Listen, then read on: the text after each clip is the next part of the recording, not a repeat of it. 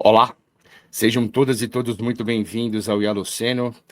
Nós somos um laboratório de pesquisa, uma nova iniciativa aqui do Capra Institute, que tem como missão refletir sobre essa que seria uma nova era na evolução da sociedade humana e da história da nossa espécie, que talvez fizesse parte do antropoceno, ou talvez protagonizasse o antropoceno, que é esse momento de uma era geológica nova, que a gente encontra já vestígios da atividade humana e do impacto humano na Terra, no clima, em todos os lugares possíveis. Daqui a alguns milhares de anos, a gente vai encontrar em depósitos sedimentares chips, baterias e canudos plásticos que a gente deixou ali na praia e não limpou. Eu sou José Borbola, trabalho aqui no Capra Institute, e o Ialoceno, ele é repleto de iniciativas, produção de conteúdos, de pesquisas, e também de papos, entrevistas e podcasts como este. Então sejam todos muito bem-vindos ao nosso primeiro episódio. E a gente tem uma missão muito boa aqui no primeiro episódio, que é basicamente tentar começar a responder uma pergunta, que talvez seja a pergunta mais importante sobre as máquinas, sobre inteligência artificial, que é a seguinte: será que as máquinas pensam? Para o nosso papo de hoje, eu estou na presença ilustre aqui de Ricardo Capra, fundador do Capra Institute, e do professor Alan, nosso filósofo incrível, que vai nos ajudar também a esmiuçar e a mergulhar e a tratar todas essas questões repletas de nuances e complexidades, e nós que a gente vai tentar desatar juntos ao longo dos próximos episódios. E para a gente fazer uma abertura aqui, para eu passar a palavra para os nossos ilustres convidados, eu trouxe duas opiniões de dois especialistas, grandes nomes, cientistas notáveis aí, globalmente falando, que têm perspectivas diferentes sobre essa questão a respeito da possibilidade das máquinas pensarem ou não. De um lado, Miguel Nicoleles, médico brasileiro, lenda da neurociência, da pesquisa interface-máquina, interface cérebro-máquina nos últimos 30 ou 40 anos, primeiro brasileiro até a sua pesquisa publicada na capa da revista Science. E para o Nicoleles, não faria nenhum sentido essa discussão a respeito das máquinas pensarem como os humanos pensam. A perspectiva dele, as questões cognitivas da natureza do pensamento humano estão ligadas à constituição do corpo humano, uma ligação do corpo com o cérebro e uma série de outras questões bem específicas e bem que partem de premissas, na verdade, sobre a constituição biológica do corpo, interação do corpo com o ambiente. Mas, do outro lado ali do nosso ringue de hoje, a gente tem o Geoffrey Hinton, que é um cara que é o avô aí da pesquisa da inteligência artificial, quando a inteligência artificial ainda era uma disciplina não tão popular ali nas ciências da computação há uns 60 anos atrás, ou coisa parecida. Geoffrey Hinton, que acabou de ganhar Nobel em Física esse ano, e para ele faz todo sentido a gente colocar lado a lado as capacidades cognitivas, principalmente das IAs generativas, né, dos LLMs, os Large Language Models, como se fosse um paralelo aceitável em relação à maneira como o cérebro funciona e como o cérebro trata a linguagem. Então, a gente tem dois olhares diferentes, a gente teria vários, na verdade, a gente selecionou dois aqui para dar o pontapé inicial do nosso papo, e acho que é de conhecimento de todos também que, ao longo dos últimos séculos, quiçá milênios, filosofias de diferentes épocas e culturas também se debruçaram sobre essa questão a respeito de como a gente pensa, de como funciona as nossas capacidades cognitivas, antes mesmo da gente chamar essas capacidades de cognição.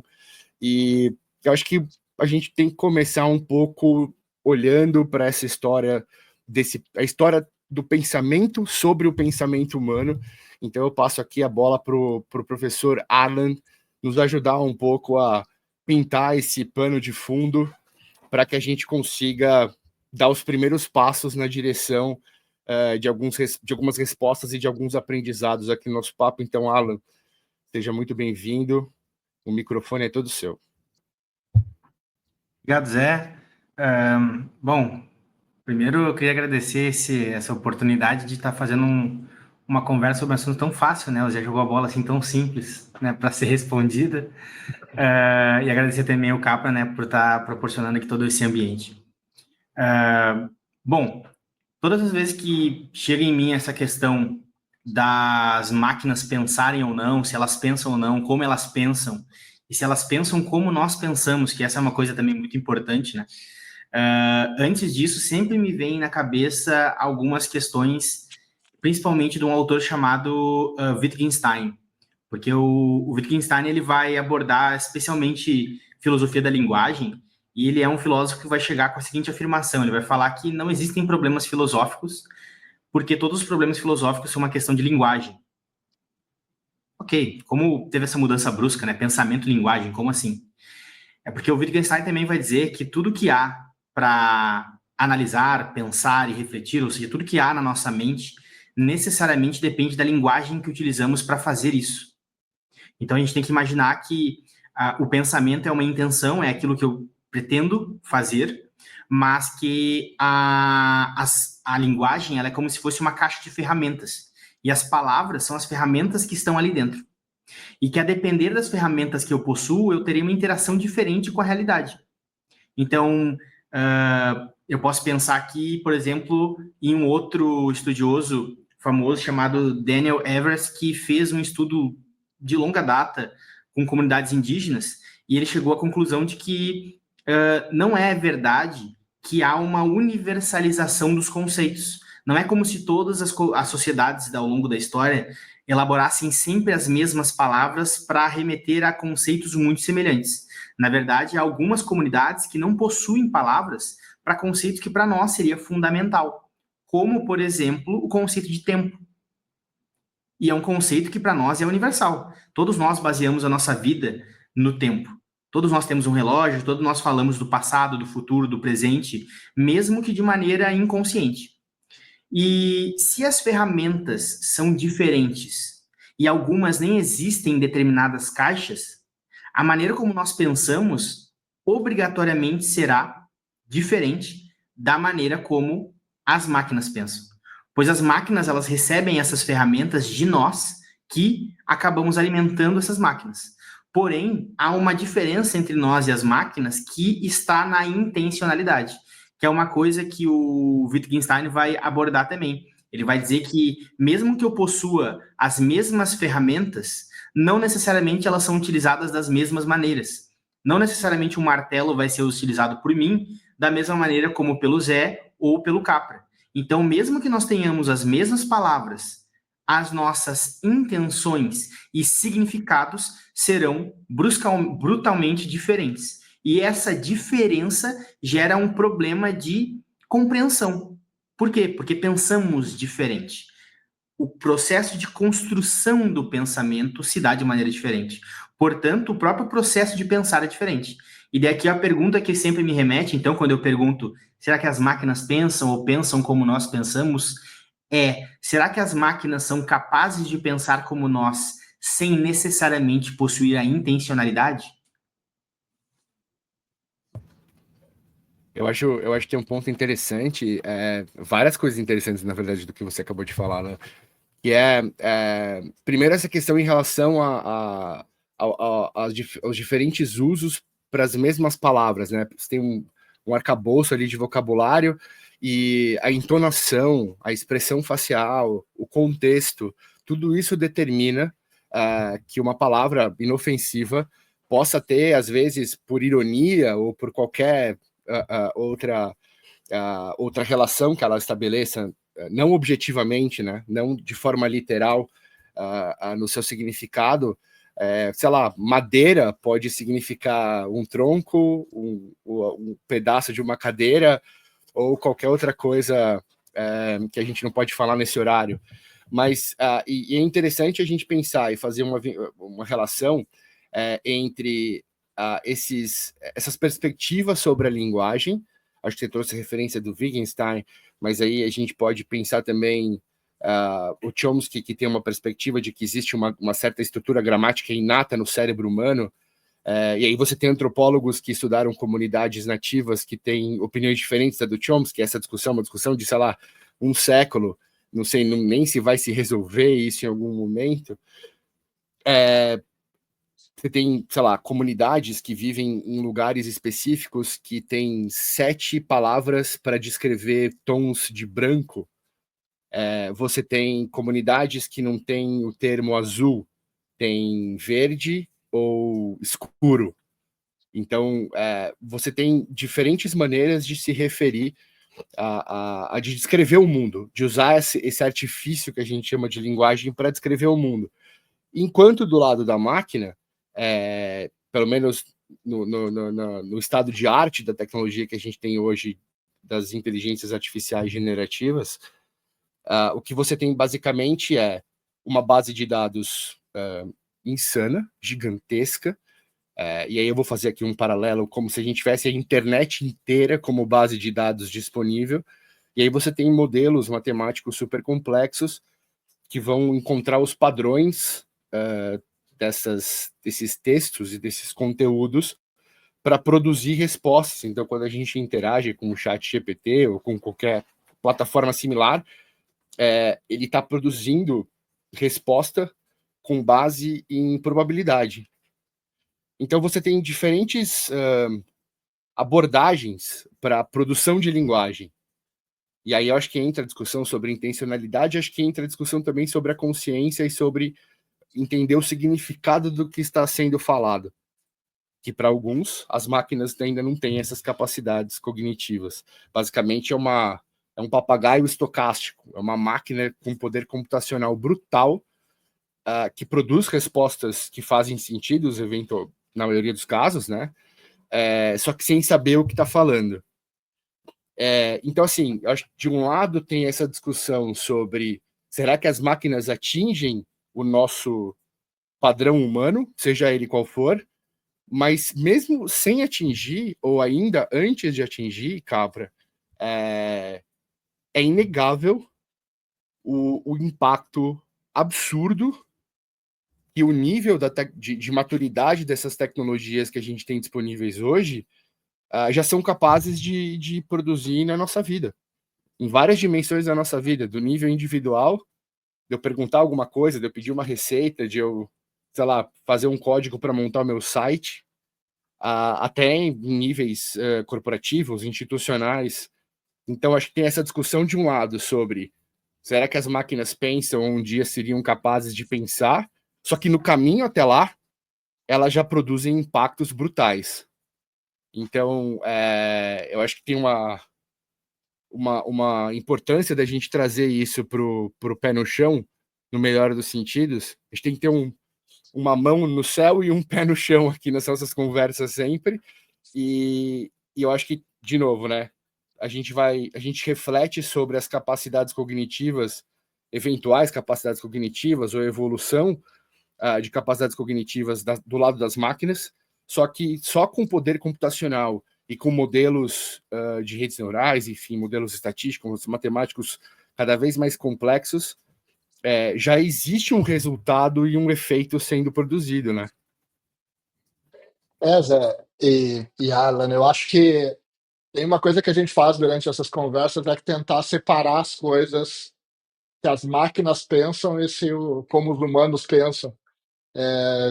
E por que as máquinas não pensam através dos humanos e os humanos pensam através das máquinas? Porque a gente está tentando sempre separar as caixinhas como se fossem caixinhas separadas. Né? E quando, na verdade, estão vivendo dentro do mesmo ambiente, dentro do mesmo ecossistema, e dentro do mesmo ecossistema as coisas podem muitas vezes se fundir e se misturar. Então, talvez a máquina não vá pensar como o humano pensa, porque ela não precisa pensar como o humano pensa, ela complementa o pensamento humano. Né? Assim como o humano não vai pensar do jeito que ele pensa, porque ele também vai ser complementado pelo modelo matemático da máquina, ou pelo jeito que a máquina armazena a informação. E talvez aqui seja o primeiro ponto da nossa conversa de como as máquinas pensam, se pensam, né? Que é a própria abordagem que a gente está trazendo para o Holoceno Lab, né? Porque o que é o Holoceno, né? Ele é uma fusão, né?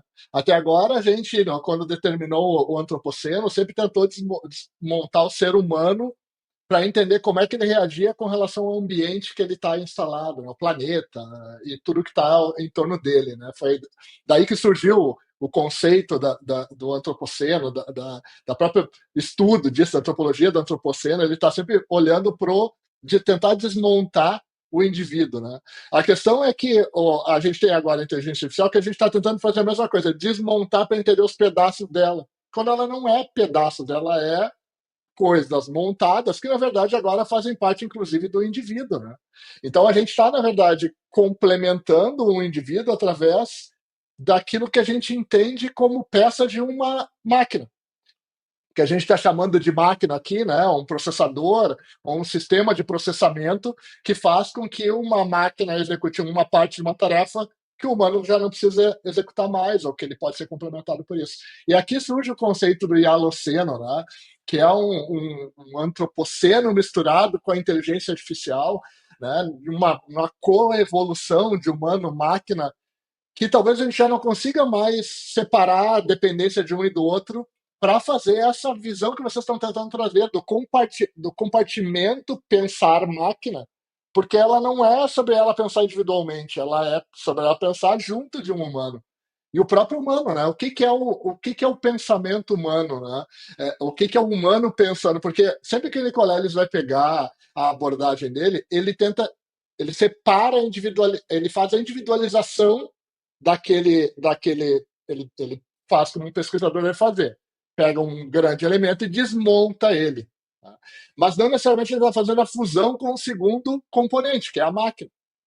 A gente está sempre pensando um componente separado. E aí, se eu tentar entender o pensamento humano, e eu preciso fazer isso como cientista, ele precisa fazer isso como cientista, de desmontar o indivíduo pensando para entender cada elemento ali dentro, está perfeito a abordagem de. E aí, tu não vai, talvez, encontrar a referência do pensar exatamente como o chip, como o byte, como a lógica que a gente tem dentro do modelo computacional. Porém, eles estão dentro do mesmo sistema, então a gente fundiu isso. Né? E essa fusão, ele cria um sistema cognitivo. O sistema cognitivo de pensamento de humano-máquina, ele não funciona mais separadamente, se a gente for parar para pensar. O quanto da nossa tomada de decisão individualmente é influenciada diretamente por uma inferência de uma máquina quando a gente faz uma busca, quando a gente é recomendado por um sistema de recomendação de trajeto quando a gente está dirigindo, e assim por diante, tantas outras maneiras que a gente está usando inteligência artificial e tecnologia ao nosso redor, né? Seja de maneira direta ou indireta. Então, eu até trago para essa conversa o pensar separar o pensar e o pensar da máquina e do humano é a pergunta certa? Perguntar se a máquina pensa, nós estamos fazendo isso da maneira adequada porque ela pensa através da instrução humana. Então, ela segue um modelo cognitivo a partir de instruções predeterminadas ou fundidas de um pensar humano. E aí eu não sei se isso é uma visão que é pessoal sobre isso. Obviamente tem outros autores que trazem uma abordagem dessa da integração, dessa interdependência que a gente já não consegue mais distinguir. A gente não consegue essa invisibilidade da intervenção cognitiva de uma máquina no nosso pensar, ou invisibilidade no sentido que a gente não consegue como uma prótese enxergar inserida no nosso corpo, né? Então, eu não sei se a pergunta está certa. E talvez fazer a provocação de a pergunta estar errada, a pergunta que norteia nosso episódio estar errada, talvez seja ruim. A questão é que, para mim, individualizar o pensar da máquina e do humano, a gente está tentando fazer compartilhamento, uma decomposição do problema, ao invés de pensar ele como uma fusão, né? Eu quero ouvir o Arlan sobre isso, mas eu achei muito bom, assim, então, primeiro assim, pessoal, a pergunta estava errada, muito obrigado pela presença de vocês, né? Então, a gente encerra o episódio agora. Mas, assim, a hora que você fala sobre essa questão da decomposição, eu acho interessante, porque eu vou até talvez deixar aqui vou levantar uma bola para o Alan cortar eventualmente, porque a gente tem talvez uma primeira segregação no sentido de quem pensa em quem não pensa, lá em meados do século XVI, com Descartes, Francis Bacon, os iluministas posteriores ali, que criaram essa cisão entre o cogito ergo sum, né, a capacidade racional humana, que nos separaria do resto da natureza irracional. Então, já houve uma segregação de partida ali, e para muitos autores e autoras, e pensadores e pensadoras, muito do problema que a gente tem de questões climáticas, na nossa relação com a natureza, de uma forma geral, nasceu naquele momento em que a gente disse, olha, a gente é melhor, a gente é superior, e vocês são irracionais e inferiores, então só nos resta a gente explorar vocês e comer vocês e destruir vocês. Mas, então assim, eu acho que essa decomposição, ela tem uma história também, né? Esse processo de decomposição e segregação, você separa as partes para tentar entender o todo, né? Isso tem um E nome, aí, né, Zé? Isso chama. Desculpa te interromper, eu não quero imagina, que tu perca o teu raciocínio, é só porque esse dualismo ontológico que a gente está fazendo é que está me incomodando, porque ele deveria ser um contínuo cognitivo, vamos colocar assim, tá? Onde humano e máquina eles são parte de um mesmo aspecto contínuo, como um sistema de processamento de informação contínuo, ele está integrado. Tá? perfeito, E aí, por perfeito. favor, conclua. É só porque obviamente que eu sou a favor do estudo individualizado, porém, tá? Para a pergunta que a gente está trazendo numa integração do indivíduo com o humano, que é o que esse laboratório se propõe, ele talvez a isolar o pensamento da máquina, a gente vai deixar de observar o todo, né? Eu acho que, assim, eu concordo contigo, eu acho que essas perspectivas de contínuo, elas também têm uma história. Então, quando a gente lembra, por exemplo, estudos mais antigos sobre a história da espécie humana, uma das primeiras espécies, então você tem lá o Australopithecus, né, que ainda tem mais perto do macaco, e depois você tem o gênero Homo, né, surgiu o primeiro gênero. E aí, uma das primeiras nomenclaturas que a gente cria para classificar esses esqueletos antigos que a gente encontrava era Homo habilis. E essa ideia de habilis tem a ver com produção de tecnologia, de ferramenta, né? Então, a nossa própria definição de humano, no aspecto antropológico, filosófico, enfim, para algumas escolas de pensamento, tem a ver com essa nossa habilidade de produzir tecnologia. Estudos da história da evolução da espécie humana usam culturas de ferramentas. Então, por exemplo, para quem gosta da história da ocupação das Américas, há 30 mil anos atrás, 20 mil anos atrás, vai ouvir muito o termo da teoria de Clovis.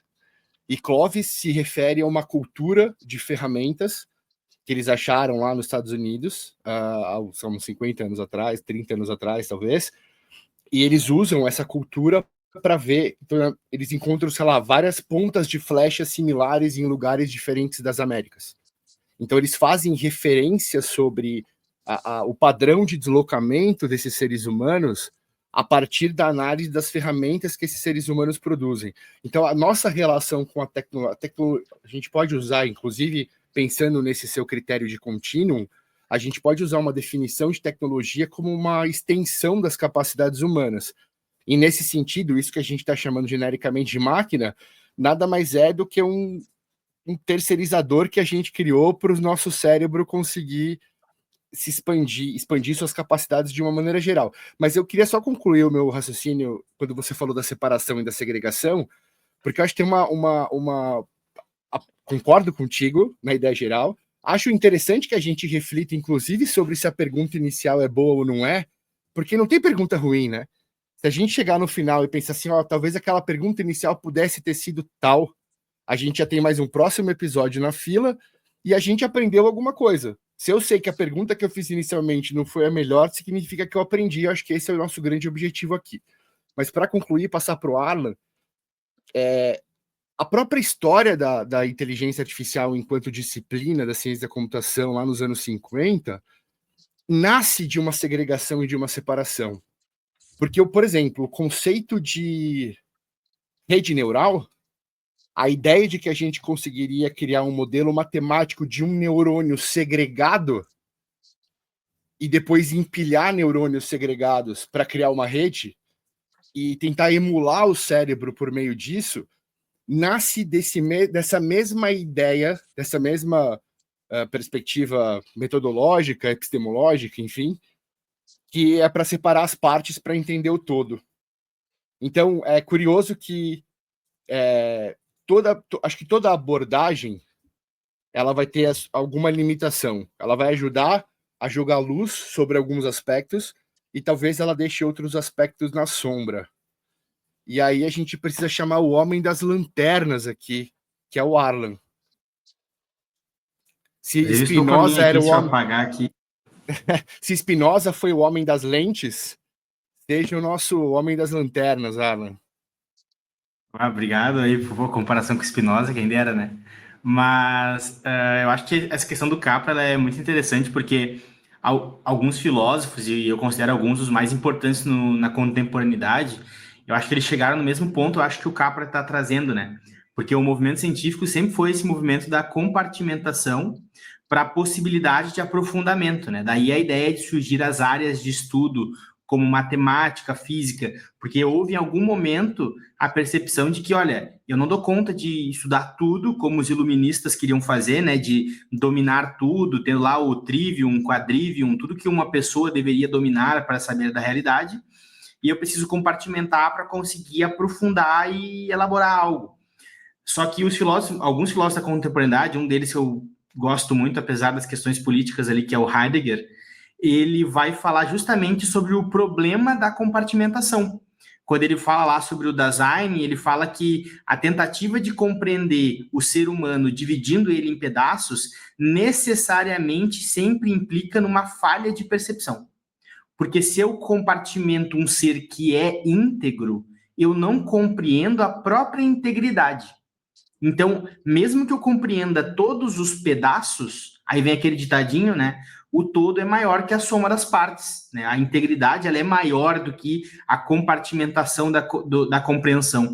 Eu acho que essa abordagem do Capra, ela está conversando diretamente com a Donna Haraway quando ela fala sobre as quimeras, né? Ela usa esse conceito das quimeras para justamente falar sobre esse novo ser que é uma fusão, ele não pode mais ser dividido como anteriormente se compreendia. Eu acho que é uma palavra também que o Ricardo usou ali, né? Que é essa divisão ontológica, né? Essa dicotomia ontológica entre homem, máquina, homem, mulher e etc. Essas dicotomias que vêm aí da nossa cultura ocidental, né? Essa criação de dicotomias, mas que no contemporâneo já não é mais assim. E a Donna Haraway dá alguns exemplos ali que a gente pode até trazer como exemplos mais práticos, né? A nossa memória, ela já é uma memória ciborgue. Porque eu me lembro quando eu era criança, antes dos computadores, eu decorava os números das pessoas, do telefone das pessoas de cor. Do meu pai, da minha mãe, do meu irmão. Hoje em dia, eu não sei o número da minha esposa.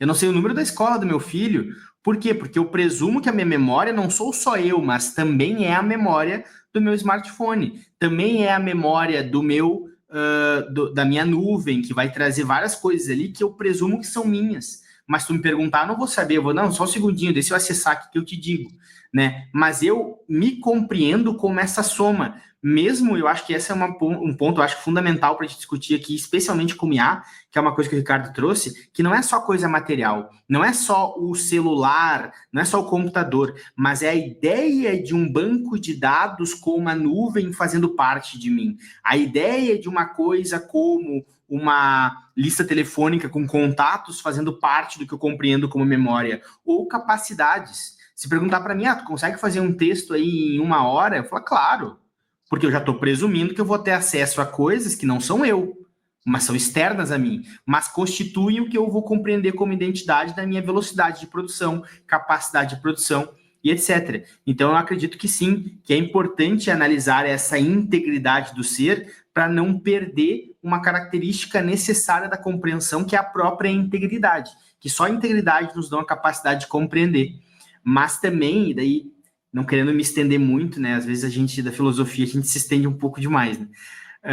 Mas eu também acho importante que a gente faça um movimento contrário, que é muito um movimento aristotélico e socrático, de refletir sobre até a etimologia das palavras, dividir ao máximo possível para compreender cada um dos pedacinhos, mas não percebê-los fora do todo. Daí a ideia do Dasein. A gente não pode abandonar o Dasein, não pode abandonar a ideia de que eu estou contextualizado, de que eu estou cercado, de que eu estou integrado.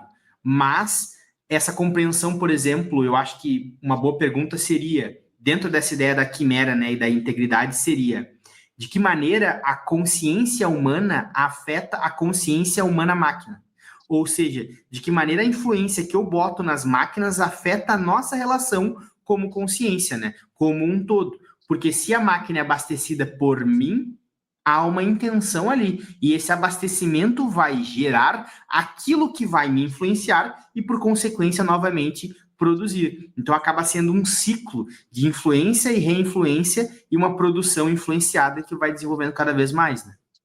Deixa eu pegar esse teu ponto aqui, Alan, porque tem primeiro, uma informação importante. Você que está chegando aqui, está com 30 minutos de episódio, foram citados aproximadamente uns 18 filósofos ou filósofas até aqui.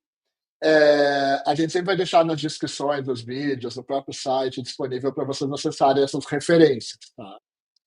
Porém, eu só quero fazer uma marcação dentro do que o Alan trouxe, até porque ele falou mais rápido sobre quando abordou sobre ela, que é a Donna Haraway. Por que eu quero trazer ela, tá? Porque o conceito que a gente está trazendo e discutindo aqui de integração da mente humana, do pensar humano com pensar máquina, né? Pensar da inteligência artificial, e a Luceno como conceito, inclusive, né? Ela escreve num documento, numa publicação chamado Manifesto Ciborgue. Tá? Eu só estou fazendo essa marcação porque lá ela sugere que os humanos e as máquinas ela já vivem em fusão. É uma fusão, não são coisas opostas, é como parte de uma rede que mistura o orgânico e a artificial no mesmo ambiente, no mesmo local. E aqui o ambiente é lembrar que tudo que a gente tem como ambiente está conectado de alguma maneira. A câmera conectada, o smartphone conectado, como o Alan e o Zé falaram aqui já na sequência. E pensar o pensar, tá? Pensar o pensar, é proposital, tá? Tentando separar o humano e máquina, quando a gente deveria talvez estar olhando para uma integração que é nativa. Ela é invisível, né? Mas é uma integração cognitiva nativa humana. É como eu tentar pegar esse diálogo e tentar separar minhas filhas que utilizam smartphones, se conectam com tecnologias para responder perguntas no dia a dia delas, no mundo totalmente conectados, e dizer, não, agora pensa esse mundo separado, pensa um mundo sem tecnologia, sem digital, sem internet. Não, mas como assim? Eu entendo que vocês, na história, né, pai, têm um passado por isso, porém, não é essa a realidade, esse ambiente que eu vivo agora. O ambiente que eu vivo agora, o pensar, é integrado. Né? Ele é diferente do que foi antes. E talvez o que eu estou provocando aqui, né, te devolvendo até a palavra aqui, porque eu acabei furando a fila, é que eu entendo o decompor, o pensar olhando para trás.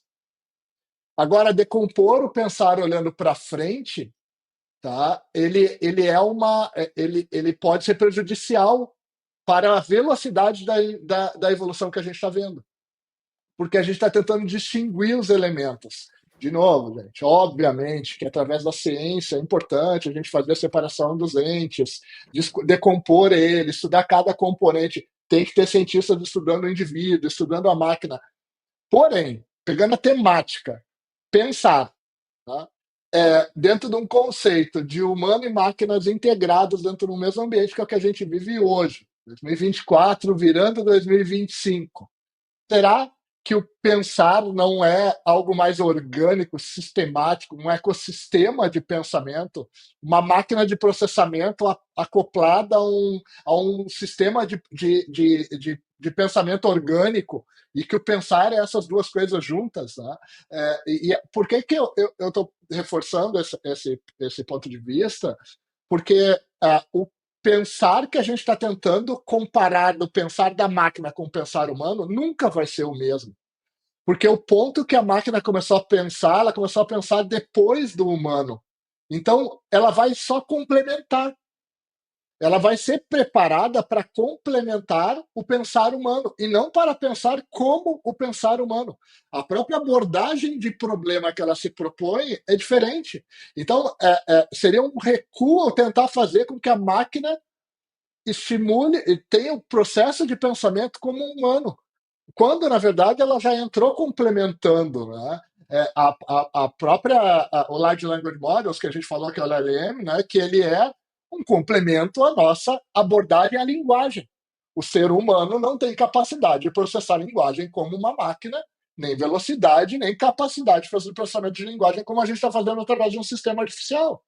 Ele é um complemento à nossa capacidade. Então, por isso que isolar o pensar e tentar comparar o pensar com o que a gente conhece do pensar humano é uma questão que me deixa não incomodado, tá? Mas a questão para mim é a pergunta do isolar o pensar, ela distingue talvez o que seja mais importante, que é um IALOSAM integrado, né? A máquina, a inteligência artificial integrada ao pensar humano, né? Boa. Olha, também fazendo aqui um parênteses para a gente falar com quem nos escuta ou quem nos assiste, vocês vão reparar que vários desses temas e vários desses tensionamentos aqui, cada um trazendo uma perspectiva, puxando a corda um pouco para lá, um pouco para cá, esse processo é um processo que nos coloca em desconforto. Então, Capra, você está aqui para ser incomodado mesmo e para nos incomodar. Eu acho que esse processo, o processo de aprendizado envolve desconforto. E eu acho que o mais importante de tudo é que o IALUCENO e tudo que o Instituto vem fazendo aí nas últimas 2 décadas, quase, só eu estou aqui há um pouco mais de uma década contigo, e sou testemunho ocular disso, é a criação desses espaços seguros para que essas conversas possam acontecer. Então, talvez o grande sucesso dessa iniciativa e de tantas outras que o Instituto capitaneia ou venha a criar aí nos próximos anos, tem a ver com a criação desses espaços e a propagação dessas conversas. E é interessante que a gente consiga expor diferentes perspectivas, ainda que elas pareçam distintas. A gente usou muito essa palavra hoje, né? Eu quero distinguir as distinções que vocês fizeram aqui, porque não tem talvez não tenha uma resposta única. E, na verdade, a nossa capacidade de compreensão de tudo isso que está acontecendo, avanço tecnológico, mudança, inteligência artificial, etc., e que a gente vai discutir em vários outros episódios a partir de outros olhares e de outros temas correlacionados, o mais importante aqui seja justamente ampliar. É como se a gente, a cada discordância, a gente acrescenta uma peça do quebra-cabeça nesse grande quadro que a gente está tentando construir.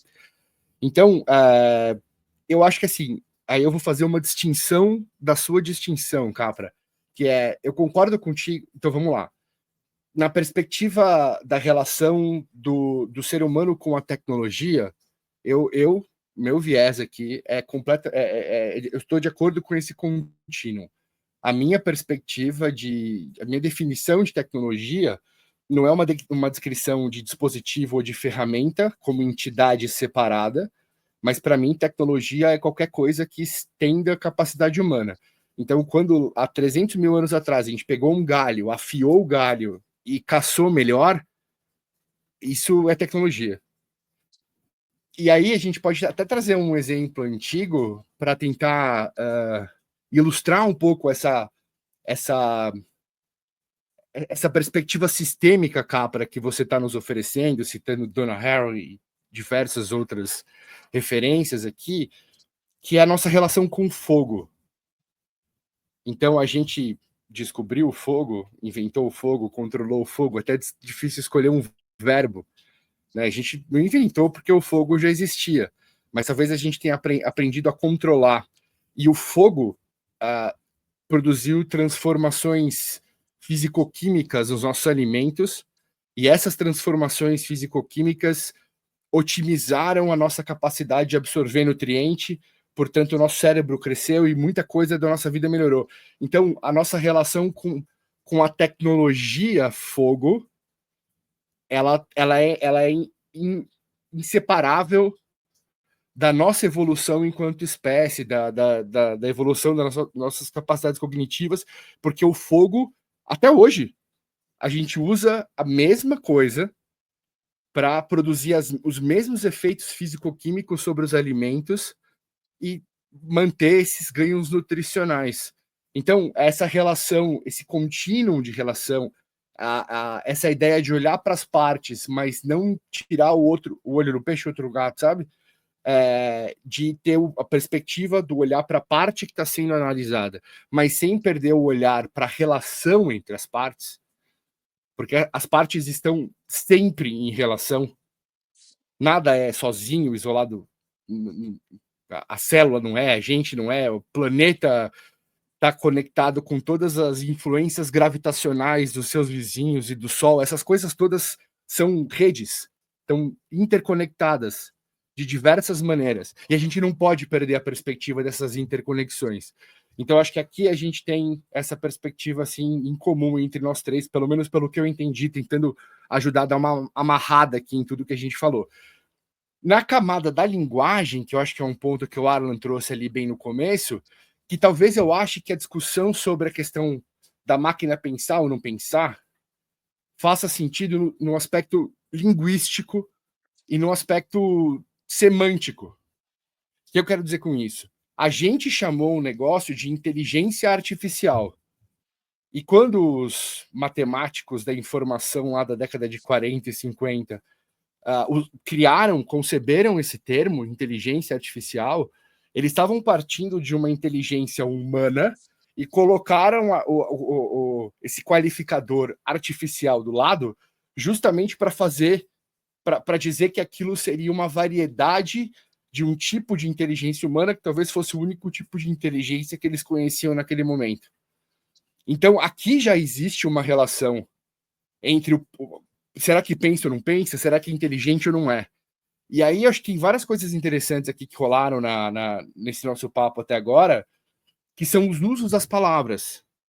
Então, por exemplo, quando o Arlan comentou que a Donna Haraway usa o termo quimera, ciborgue, então a gente tem um problema que eu acho que talvez seja um problema de vocabulário restrito, entre aspas, que a gente está tentando usar ideias e termos anteriores para descrever coisas novas que talvez mereçam um nome novo, né? Então, assim, na camada da linguagem, só separando, né? Então, na camada da natureza, da realidade, na parte tangível da realidade da nossa existência, esse contínuo e essas interrelações, elas precisam ser consideradas sempre. Não dá para isolar do contexto e achar que aquilo vale para tudo, generalizar infinitamente. Aí tá errado. Até como método, né?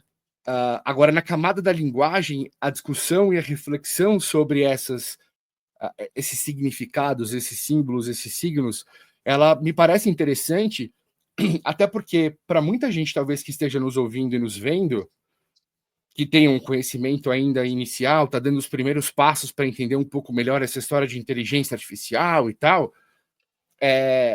a ideia às vezes é tratada de uma maneira tão rasa e tão unidimensional na grande mídia, entre muitas aspas aqui, só para fazer uma polêmica besta, que quando você ouve uma pessoa como Sam Altman, que é o CEO da OpenAI, falar que vai ser inteligente, que é inevitável, que já está dominando, blá, blá, blá, as pessoas que talvez estejam dando os primeiros passos para conhecer melhor esse universo, elas ouçam aquilo e falam, o negócio chama inteligência. Estão dizendo que é inteligente. Eu pergunto as coisas aqui, ele me responde na hora. Então pronto, eu já passei minha autoridade para esse troço aqui, já me domina aqui, já me leva embora porque eu perdi o jogo. E eu acho que essa questão da discussão da linguagem, dos significados é interessante, justamente para mostrar que é na relação que talvez esteja o segredo da gente conseguir extrair dessas tecnologias, assim como de tantas outras, o melhor que elas possam ofertar quando a gente considera todo o potencial que elas têm. Mas pode falar, Alan, que você levantou a mão aí. Eu acho que tu chegou na grande eureka, né? Que o primeiro Wittgenstein trouxe, e daí eu trouxe lá no começo, né, do episódio, a gente voltou para isso, porque é justamente esse ponto que tu pegou, assim, que o Wittgenstein, quando ele fala que nunca existiu problemas filosóficos, é justamente isso, ele vai dizer que isso que o Capra trouxe, isso que eu trouxe, isso que tu trouxe, nunca foi um problema. Na verdade, o problema que está tendo é que a gente não está se entendendo. Porque a gente está falando de inteligência, a palavra inteligência, só que o Capra está entendendo uma coisa, eu estou entendendo outra, tu está entendendo outra, e daí o Capra, ou eu uso a palavra quimera, daí o Capra entende uma coisa, eu entendo outra, tu entende outra, e a gente fica girando em círculo desses problemas e nunca discute o problema real, que seria e as palavras que estamos usando. E daí aqui eu queria trazer essa questão, porque quando a gente fala de palavras, não é só palavras, mas a linguagem como uma estrutura. E quando eu falo de linguagem como estrutura, a gente vai para o que a gente está chamando aqui de inteligências artificiais.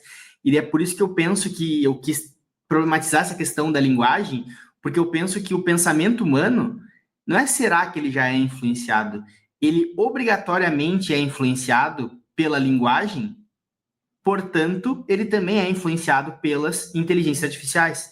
Porque essa nova linguagem cria uma nova dinâmica do existir do humano na realidade. E essa nova dinâmica vai desde o mais evidente, que é quando eu pergunto uma coisa para o GPT, ele me responde uma coisa, eu leio e assumo como verdade, até o fato de a velocidade com que as relações econômicas se dão na nossa sociedade, por exemplo. E eu não penso muito, eu reflito muito sobre a fruta que eu pego no mercado, mas foi através de uma linguagem que ela foi plantada, cultivada, colhida, distribuída, organizada, vendida para mim. Então, a linguagem da inteligência artificial obrigatoriamente modifica a maneira como eu compreendo a realidade quando eu entendo, por exemplo, a palavra alimento como uma coisa acessível, por exemplo, que nem sempre foi. Só para pegar um gancho aqui do seu exemplo das frutas, nessa história das palavras e da linguagem, se você chama uma fruta de abacate, a outra de avocado, você pode cobrar 10 vezes mais pela que está com o nome gringo. Então, Um nome chique, né? Pode ser tão simples quanto isso. Eu mudo o nome de picolé para paleta mexicana e posso cobrar R$50. Então, olha como é tão simples, mas tão profundamente enraizado na natureza da nossa existência. Esses são pequenos efeitos que estão por todos os lados quando a gente escolhe uma palavra em detrimento da outra. Mas eu só queria aproveitar essa história da fruta aí, que eu achei legal, para dar um exemplo. Exato.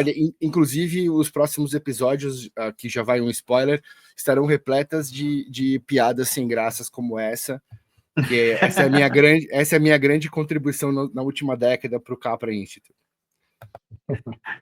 E outra coisa, assim, que na linha, assim, do que a gente estava falando, imagina se uma coisa tão simples quanto a compra de um alimento já é influenciada por uma linguagem, e a linguagem influencia o nosso pensamento, imagina o impacto que isso não tem, por exemplo, nos algoritmos, que, de maneira direta, indicam materiais que possuem uma certa linguagem e uma certa intencionalidade na maneira como eu vou compreender a realidade e as relações.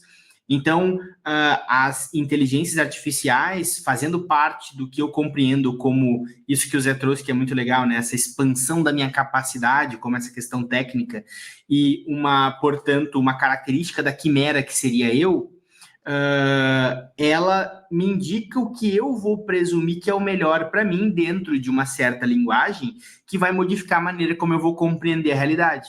Então, eu vou dar um exemplo bem simples aqui. Todo mundo que está nos ouvindo agora sai daqui com novas ferramentas nas suas caixas de linguagem. Elas saem com palavras como quimera, elas saem com palavras como a integralidade, ou uma ideia, né, que é isso que o Capra trouxe, da integralidade entre os dois. Ela sai com a ideia da extensão da capacidade humana, que o Zé comentou, ela sai com a palavra Wittgenstein, que eu comentei. Então, ela automaticamente já altera a maneira como essa pessoa pensa e interage com a realidade. E isso tudo se deu através de um algoritmo que indicou para ela esse vídeo, portanto, alterou a maneira como ela percebe e interage com o todo, né?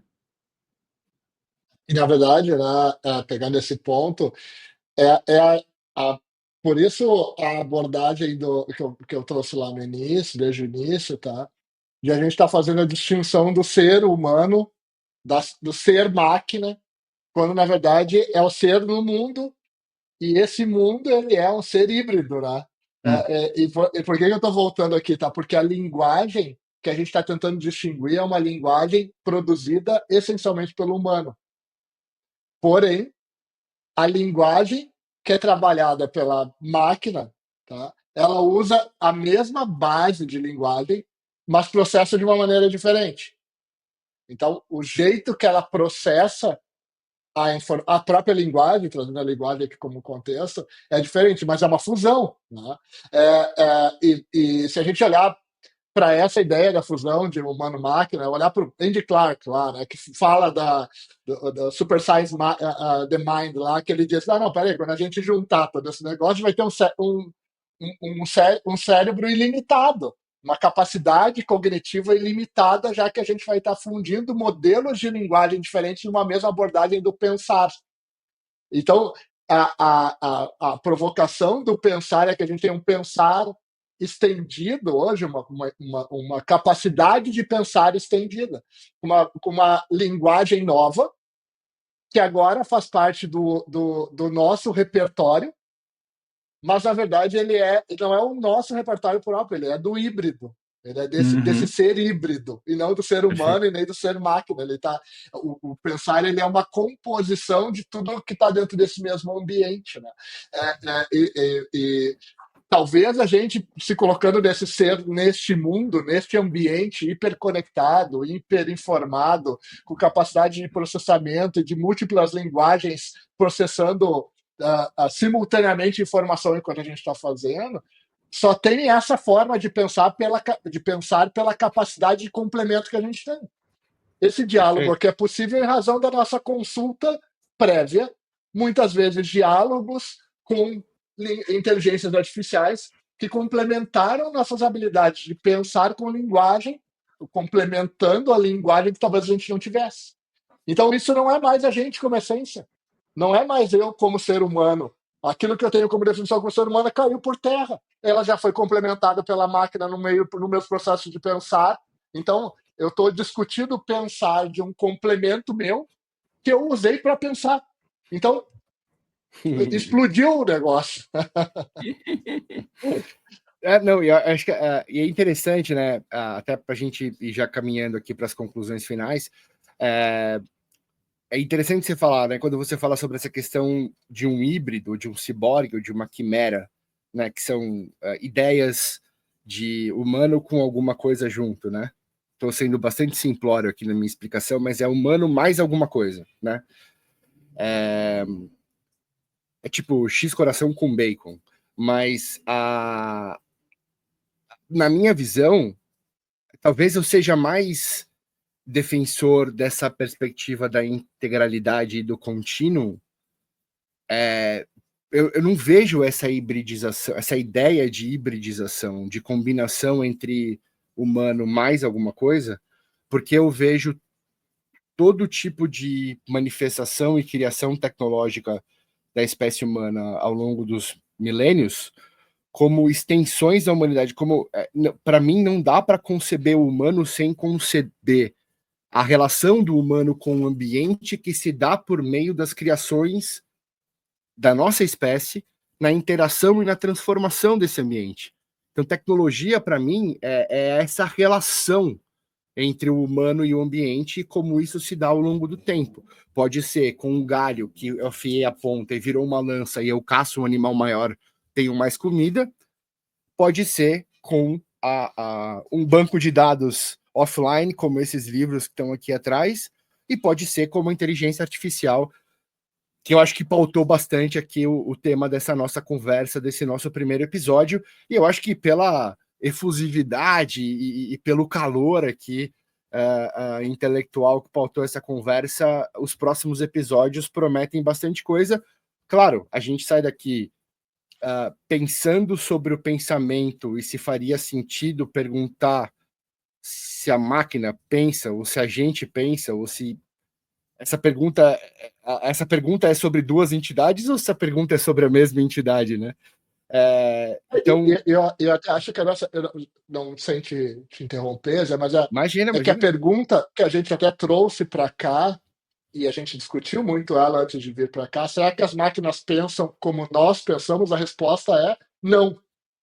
A gente tem um consenso, pelo menos de nós três, a gente pode trazer mais 50 pessoas para a mesa, fazer uma amostra quantitativa de pesquisa para entender se isso é um consenso do grupo. Porém, nós três que estamos debatendo o tema aqui, a pergunta original, se as máquinas pensam como nós pensamos, a resposta é não.